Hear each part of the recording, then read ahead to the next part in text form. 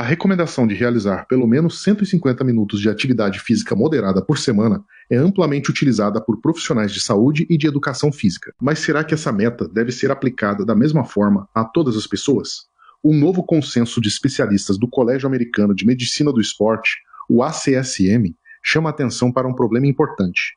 Quando trabalhamos com pessoas com deficiência, uma meta geral não pode ignorar as capacidades, as preferências, as respostas fisiológicas e as barreiras enfrentadas por cada pessoa. Isso não significa abandonar as recomendações internacionais de atividade física. Significa compreender que elas não devem ser transformadas em uma exigência rígida ou em uma condição para que o exercício produza benefícios. Neste vídeo, vou apresentar as principais conclusões desse consenso e mostrar como podemos construir programas de atividade física mais individualizados, viáveis e inclusivos. Antes de continuar, já se inscreva no canal.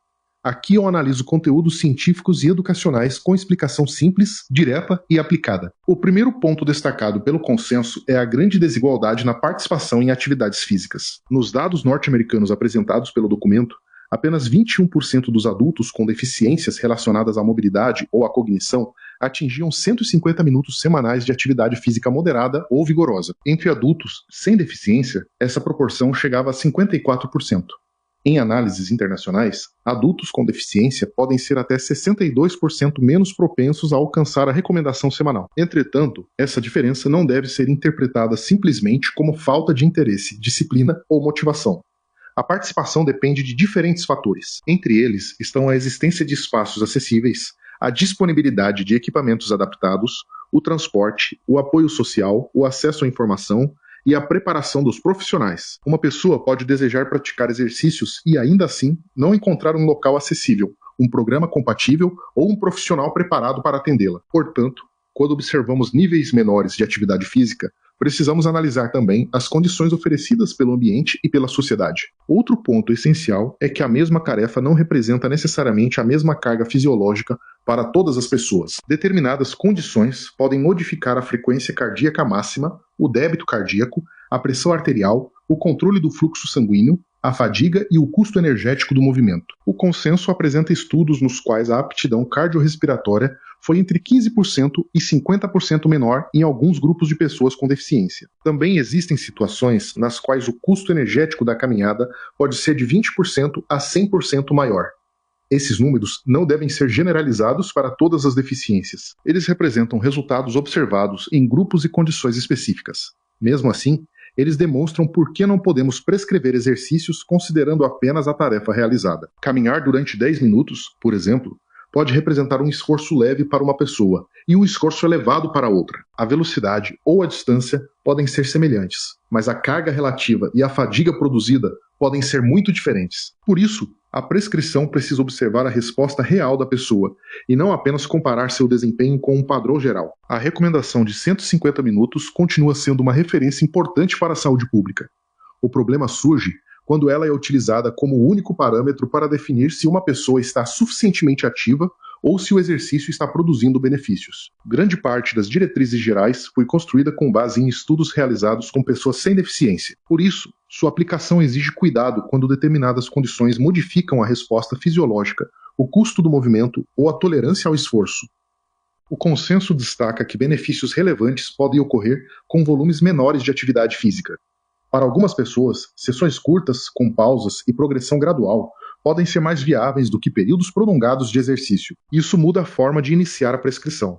Em vez de apresentar imediatamente uma meta que parece distante ou inviável, o profissional pode ajudar a pessoa a aumentar seu nível de movimento a partir da condição atual. Mover-se mais, mesmo que inicialmente por poucos minutos, pode representar um avanço significativo. A mensagem não é que 150 minutos sejam desnecessários. A mensagem é que uma pessoa não deve ser considerada incapaz de obter benefícios apenas porque ainda não consegue alcançar essa quantidade. As conclusões do consenso podem ser organizadas em 3 grandes pilares.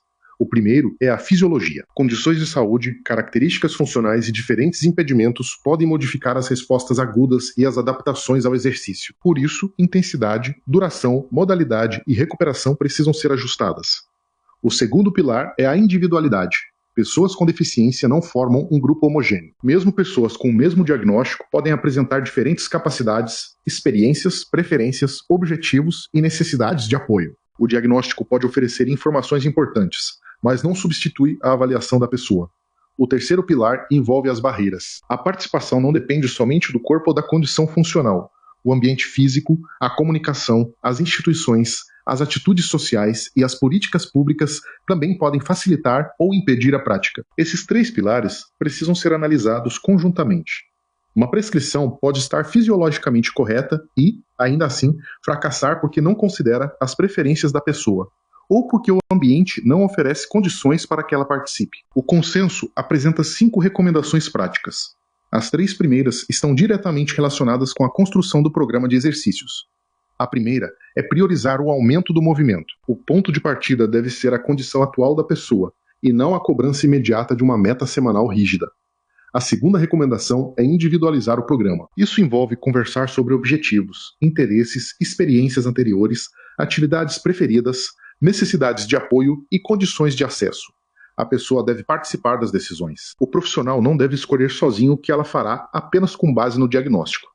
A terceira recomendação é considerar a variabilidade das respostas fisiológicas. A intensidade pode ser monitorada por diferentes recursos, como percepção subjetiva de esforço, sinais de fadiga, respostas cardiovasculares e capacidade de recuperação. A escolha dependerá das características e das condições de cada participante.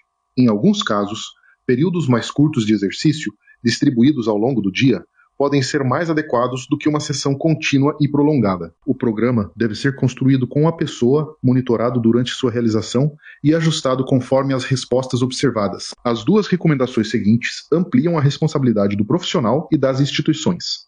A quarta recomendação é identificar e remover barreiras. Essas barreiras podem envolver equipamentos inadequados, transporte inacessível, ausência de apoio social, dificuldades de comunicação, custos elevados, falta de formação profissional ou políticas institucionais excludentes. Nem todas poderão ser eliminadas imediatamente.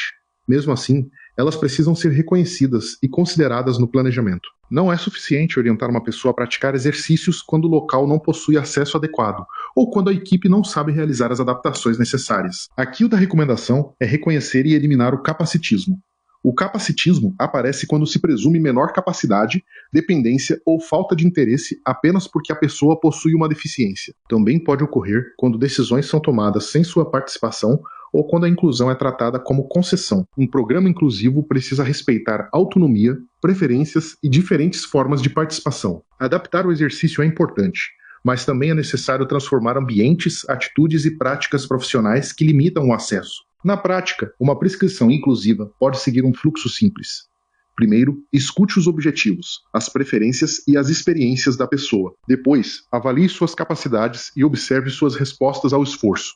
Identifique as barreiras pessoais, ambientais e institucionais que podem interferir na participação. Com essas informações, estabeleça uma dose inicial viável.